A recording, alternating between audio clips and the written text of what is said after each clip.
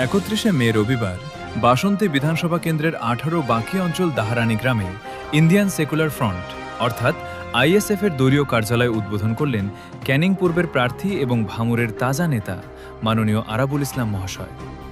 আরাবুল ইসলাম মহাশয় 18 বাকি অঞ্চলে পা রাখতে হাজার হাজার মানুষের ভিড় দেখা যায়।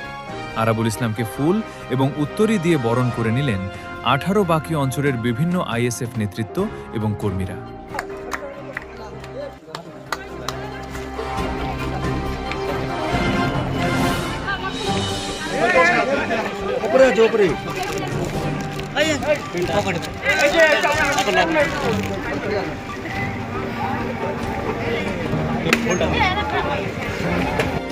আইএসএফের ছেলেদের হেনস্থা করছে বিজেপির কর্মীরা, এমনটাই অভিযোগ করলেন আরাবুল ইসলামের কাছে আইএসএফ কর্মীরা।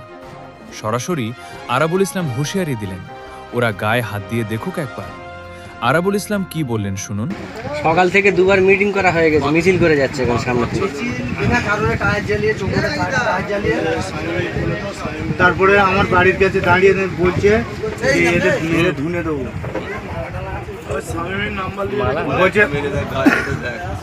বলছে মেশিন দিয়ে সেদিন চলে গেছে। এই এলাকার মানুষের কেমন সাড়া পাচ্ছে? দেখুন, এলাকার মানুষের প্রচণ্ড সাড়া। যে ভয়টা ছিল আগে, শাসকের চাপে যে ভয়, শতকরা 99% মানুষের মধ্যে নওশাদ সিদ্দিকী ঢুকে গেছে, কিন্তু প্রকাশ করার কোনো স্বাধীনতা পায়নি। সেটা বর্তমানে পেয়েছে, মানুষ একটা সুগন্ধ ফুলের নিঃশ্বাস নিতে পারছে। তো এই মুহূর্তে আমার প্রত্যেকটা 26টা বুথ 18 বাকি অঞ্চল, প্রত্যেকটা বুথে 60, 70, 40 আবার আমার সংগঠন। তো আশা করি প্রচণ্ড একটা সাড়া পাওয়া যাচ্ছে। কম বেশি 10,000 লোকের সমাগম হবে যেদিন এই কার্যালয়টা উদ্বোধন আমার 18 বাকি অঞ্চলে। একটা পার্টি অফিস লঞ্চ করতে গেলে প্রচুর টাকা খরচা, আপনাদের ফান্ড কোথা থেকে আসছে? দেখুন, অঞ্চলে পার্টি অফিস বলতে ভাইজানের জানেন তো, যে সংগঠনটা আইএসএফ করছে শতকরা 80% মানুষ অসহায়। তবে তাদের মনে একটা আত্মবিশ্বাস আছে, ন্যায় প্রতিষ্ঠা করার লক্ষ্যে তারা নেমেছে।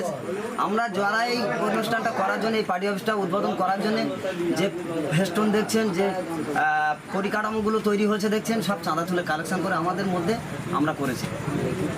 বলেছে যে ক্যানিং পূর্বের মাটিতে আইএসএফ এর পতাকা একটাও থাকবে না।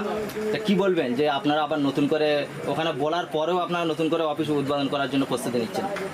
দেখুন, সর্বপ্রথম আমি বলবো যে ভারতবর্ষ একটা ডেমোক্রেটিক কান্ট্রি, একটা গণতান্ত্রিক দেশ। এই দেশে প্রত্যেকের অধিকার আছে যে যে কোনো দল করতে পারে, প্রত্যেকের অধিকার আছে যে যে কোনো মতামত পোষণ করতে পারে। তাহলে যে যদি কেউ বলে থাকে যে এখানে একমাত্র এই অমুক কোনো দলে রাজত্ব চলবে বা অমুক কোনো দল এখানে একমাত্র কাজ করতে পারবে বা অন্য কোনো দলকে এখানে ঠাঁই দেওয়া যাবে না, তাহলে সেটা সম্পূর্ণ ভুল কথা। আমরা তার কথায় কোনো প্রশ্রয় দেব না। এটা গণতান্ত্রিক দেশ, আমাদের প্রত্যেকের অধিকার আছে, আমরা প্রত্যেকেই যে কোনো দল করতে পারি। সুতরাং যে যত কিছুই বলুন না কেন, আমাদের কর্মীরা প্রত্যেকে সক্রিয় আছে, আমরা প্রত্যেকে আমাদের এই আইএসএফ দলটাকে আগিয়ে নিয়ে যাব।